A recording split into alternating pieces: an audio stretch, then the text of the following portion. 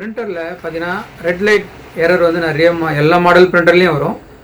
இப்போ நம்ம எடுத்துக்கிற மாடல் பிரிண்டர் பார்த்தீங்கன்னா எப்சன், இதுலேயும் ரெட் லைட் பிளிங்க் ஆகுது. இது ரெட் லைட் பிளிங்க் எதனால் வந்திருக்கு அப்படின்னு சொல்லிட்டு நம்ம பார்த்துலாம்.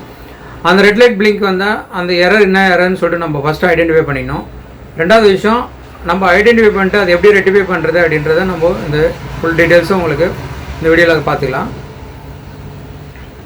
இப்போ ரெட் லைட் பிளிங்கிங் ஆகிட்டு இருக்குங்க. இந்த ரெட் லைட் பிளிங்கிங் நம்ம ஒரு பிரிண்ட் கொடுக்கும்போது நம்மளுக்கு ஒரு எரர் ஷோ ஆகுது. இங்க் ஓவர் ஃப்ளோ எரர்னு சொல்லிட்டு ஒரு மெசேஜ் வருது. அதை நம்ம எப்படி ரெக்டிஃபை பண்ணுறது பார்த்தீங்கன்னா, எப்சன் அட்ஜஸ்ட்மெண்ட் ப்ரோக்ராம்னு சொல்லிட்டு ஒரு சாஃப்ட்வேர் இருக்குது எப்சன் பிரிண்டருக்காகவே.